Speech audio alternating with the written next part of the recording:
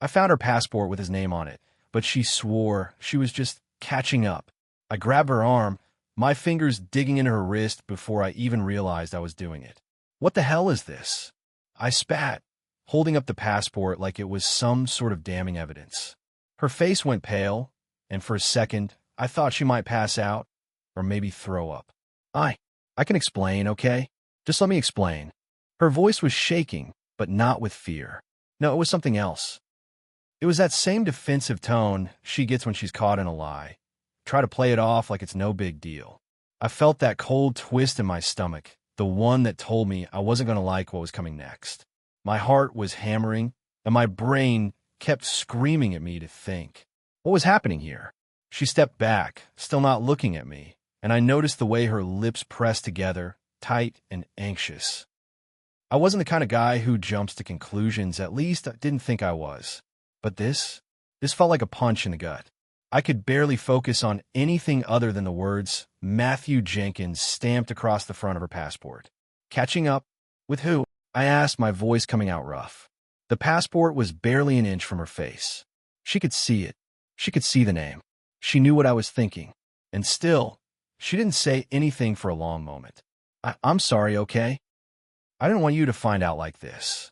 I wasn't even sure I heard her correctly. What the hell was she apologizing for? Find out like this? I repeated, a bitter laugh bubbling up that I didn't know how to suppress. What the hell do you mean by that? You didn't want me to find out? How long were you planning on keeping this from me, Sophie? I don't think I've ever seen her this scared before. Not even when her dad got sick a few months ago, or when we moved to a new city and she was having a tough time adjusting. This was different. This was the kind of fear that chilled me to my core. I wasn't hiding anything, she finally said, her voice barely above a whisper. I swear, I didn't know how to respond. Everything was happening so fast, and I felt like I was losing control of everything. The first thing that flashed through my mind was, who the hell is Matthew Jenkins, and why does my girlfriend have a passport with his name on it? It was a Tuesday night, almost exactly a week after we'd just gotten back from vacation. A vacation that had seemed like a perfect, normal getaway. We were in the mountains, a cozy cabin, a few days of wine and laughter and late-night talks about our future. We'd been dating for 2 years. Long enough to have the comfortable, easy rhythm of a relationship, but still new enough that we didn't take each other for granted. Or at least I didn't. At least that's what I thought. We'd been home less than 48 hours, and I was just going through her stuff to find a charger for my camera. I wasn't snooping. It's not like I went through her bag out of some crazy instinct to check for signs of cheating, but there it was.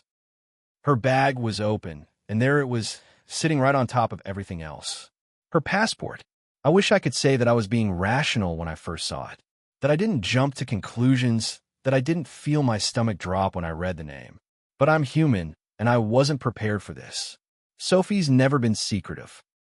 She's always been the kind of person who'd share her thoughts before you even asked, who told me every single detail about her childhood, about her weird exes, about her dreams.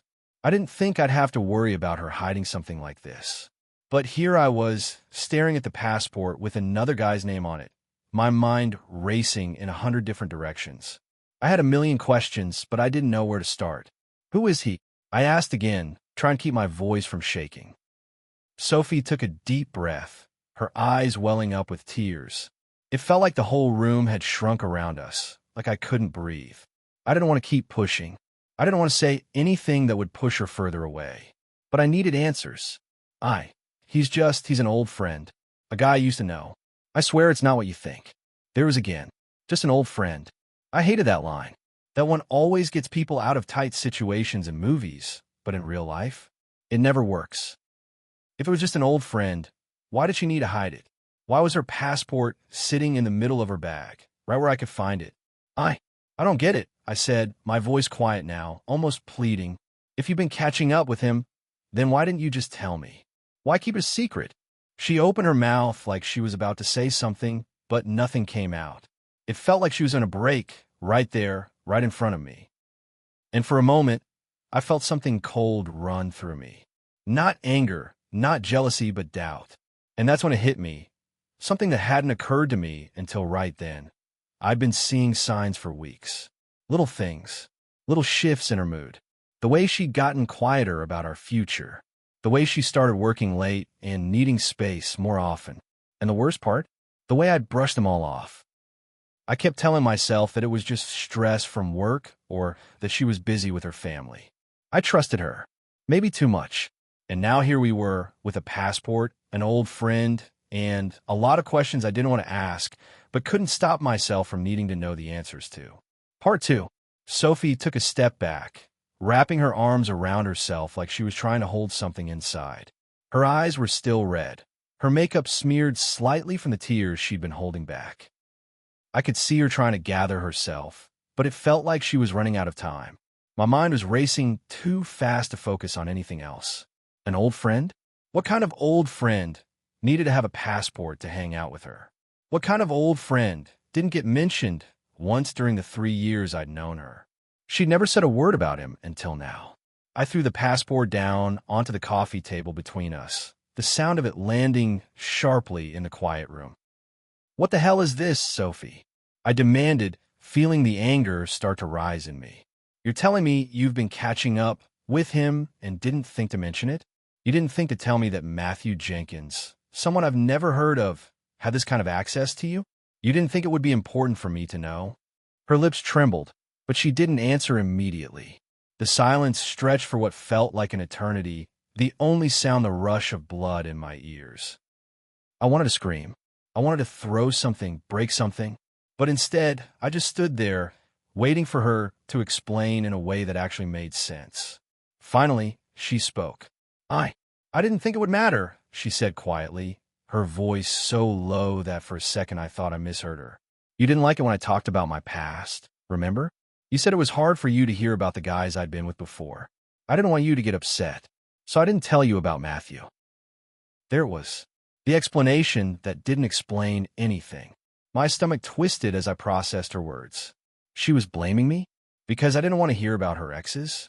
Did that mean everything she'd been hiding was just about avoiding conflict? Was that all this was? A self-preservation strategy to make sure we didn't fight?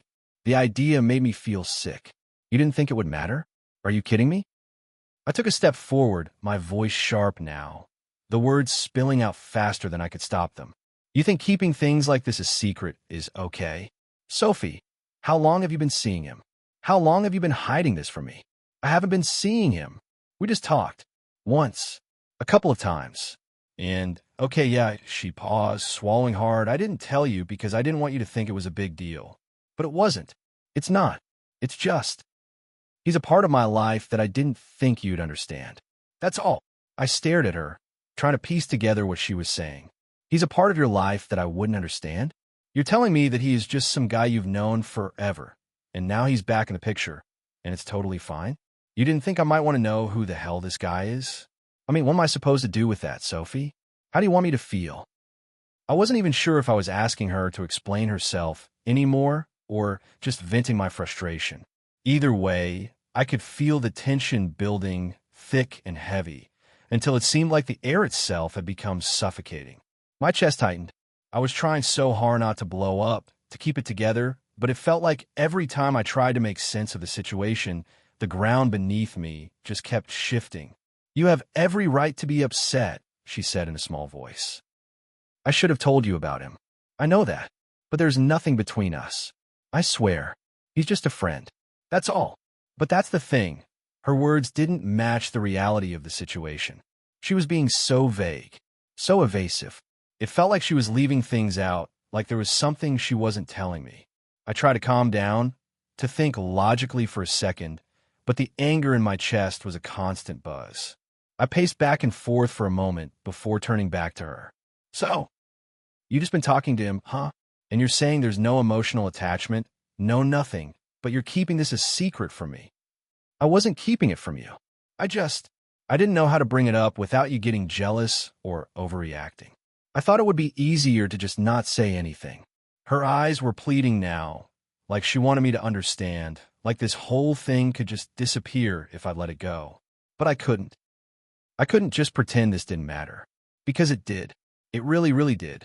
I took a deep breath, trying to steady myself. Why now? Why is he showing up now of all times?